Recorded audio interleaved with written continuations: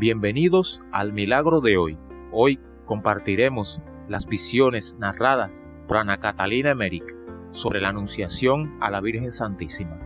Y así dice: Tuve una visión de la Anunciación de María el día de esa fiesta. He visto a la Virgen Santísima poco después de su desposorio, en la casa de San José, en Nazaret. José había salido con 2 asnos para traer algo que había heredado o para buscar las herramientas de su oficio. Además de la Virgen y de 2 jovencitas de su edad que habían sido, según creo, sus compañeras en el templo, vi en la casa a Santa Ana con aquella parienta viuda que se hallaba a su servicio y que más tarde la acompañó a Belén, después del nacimiento de Jesús. Fui conducida hasta la habitación de la Virgen por el joven resplandeciente que siempre me acompaña, y vi allí lo que voy a relatar en la forma que puede hacerlo una persona tan miserable como yo. Cuando hubo entrado la Santísima Virgen se puso, detrás de la mampara de su lecho, un largo vestido de lana blanca con ancho ceñidor y se cubrió la cabeza con un velo blanco amarillento. La sirvienta entró con una luz, encendió una lámpara de varios brazos que colgaba del techo y se retiró. La Virgen tomó una mesita baja arrimada contra el muro y la puso en el centro de la habitación. Sobre la mesa había un rollo de pergamino escrito. Habiéndola colocado la Virgen entre su lecho y la puerta, en un lugar donde el suelo estaba cubierto con una alfombra, puso delante de sí un pequeño cojín redondo, sobre el cual se arrodilló, afirmándose con las 2 manos sobre la mesa. María veló su rostro y juntó las manos delante del pecho sin cruzar los dedos. Durante largo tiempo la vi así orando ardientemente con la faz vuelta al cielo, invocando la redención, la venida del Rey prometido a Israel, y pidiendo con fervor le fuera permitido tomar parte en aquella misión. Permaneció mucho tiempo arrodillada, transportada en éxtasis, luego inclinó la cabeza sobre el pecho. Entonces del techo de la habitación bajó, a su lado derecho en línea algún tanto oblicua, un golpe tan grande de luz, que me vi obligada a volver los ojos hacia el patio.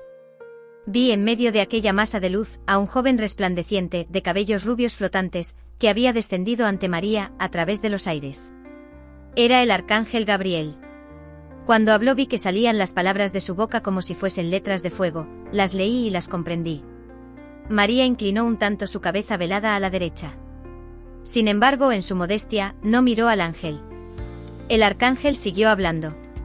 María volvió entonces el rostro hacia él, como si obedeciera una orden, levantó un poco el velo y respondió.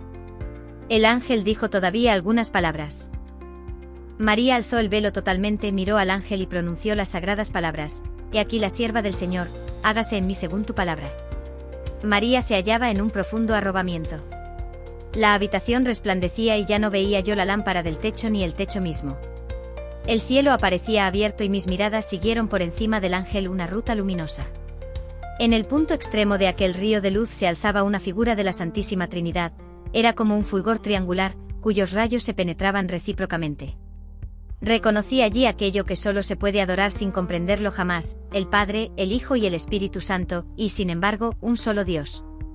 Todopoderoso. Cuando la Santísima Virgen hubo dicho, hágase en mí según tu palabra, vi una aparición alada del Espíritu Santo, que no se parecía a la representación habitual bajo la forma de paloma, la cabeza se asemejaba a un rostro humano, la luz se derramaba a los costados en forma de alas. Vi partir de allí como 3 irradiaciones luminosas hacia el costado derecho de la Virgen, donde volvieron a reunirse. Cuando esta luz penetró en su costado derecho, la Santísima Virgen volvióse luminosa ella misma y como transparente, parecía que todo lo que había de opaco en ella desaparecía bajo esa luz, como la noche ante el espléndido día. Se hallaba tan penetrada de luz que no había en ella nada de opaco o de oscuro. Resplandecía como enteramente iluminada. Después de esto vi que el ángel desaparecía y que la faja luminosa, de donde había salido, se desvanecía. Parecía que el cielo aspirase y volviese hacia sí la luz que había dejado caer. Mientras veía todas estas cosas en la habitación de María tuve una impresión personal de naturaleza singular. Me hallaba en angustia continua, como si me acechasen peligrosas emboscadas, y vi una horrible serpiente que se arrastraba a través de la casa y por los escalones hasta la puerta, donde me había detenido cuando la luz penetró en la Santísima Virgen. El monstruo había llegado ya al 3er escalón. Aquella serpiente era del tamaño de un niño con la cabezota ancha y chata, y a la altura del pecho tenía 2 patas cortas membranosas, armadas con garras, sobre las cuales se arrastraba, que parecían alas de murciélago. Tenía manchas de diferentes colores, de aspecto repugnante, se parecía a la serpiente del paraíso terrenal, pero de aspecto más deforme y espantoso.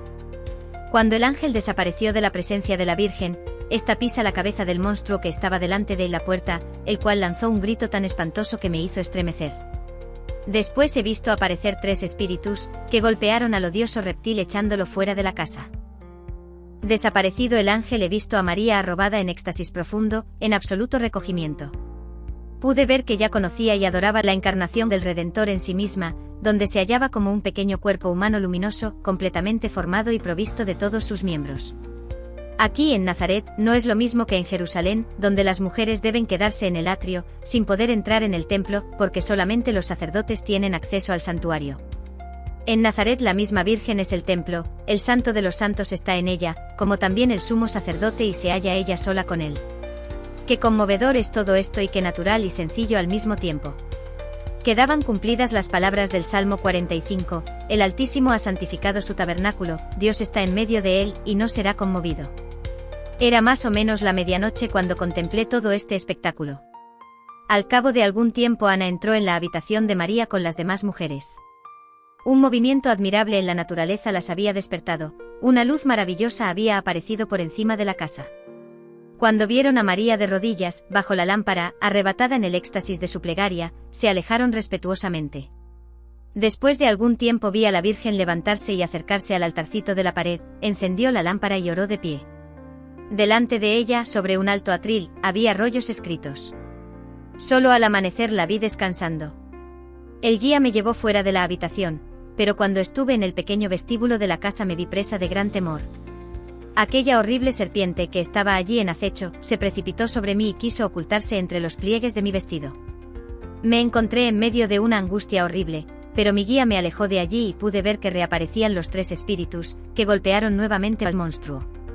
Aún resuena en mí su grito horroroso y me espanta su recuerdo. Contemplando esta noche el misterio de la encarnación comprendía todavía muchas otras cosas. Ana recibió un conocimiento interior de lo que estaba realizándose. Supe también por qué el Redentor debía quedar 9 meses en el seno de su madre y nacer bajo la forma de niño, el por qué no quiso aparecer en forma de hombre perfecto como nuestro primer padre Adán saliendo de las manos de Dios. Todo esto se me explicó, pero ya no lo puedo explicar con claridad. Lo que puedo decir es que él quiso santificar nuevamente el acto de la concepción y la natividad de los hombres, degradados por el pecado original. Si María se convirtió en madre y si él no vino más temprano al mundo fue porque ella era lo que ninguna criatura fue antes ni será después, el puro vaso de gracia que Dios había prometido a los hombres y en el cual él debía hacerse hombre para pagar las deudas de la humanidad, mediante los abundantes méritos de su pasión. La Santísima Virgen era la flor perfectamente pura de la raza humana abierta en la plenitud de los tiempos. Todos los hijos de Dios entre los hombres, todos, hasta los que desde el principio habían trabajado en la obra de la santificación, han contribuido a su venida. Ella era el único oro puro de la tierra, solamente ella era la porción inmaculada de la carne y de la sangre de la humanidad entera, que preparada, depurada, recogida y consagrada a través de todas las generaciones de sus antepasados, conducida, protegida y fortalecida bajo el régimen de la ley de Moisés, se realizaba finalmente como plenitud de la gracia. Predestinada en la eternidad, surgió en el tiempo como madre del Verbo eterno. La Virgen María contaba poco más de 14 años cuando tuvo lugar la encarnación de Jesucristo. Jesús llegó a la edad de 33 años y 3 veces 6 semanas. Digo 3 veces 6, porque en este mismo instante estoy viendo la cifra 6 repetida 3 veces. Si te ha gustado esta historia, te pedimos que te registres, actives la campanita, comentes, le des me gusta y lo compartas con otras personas para ayudarnos en nuestro crecimiento espiritual. Gracias y hasta la próxima.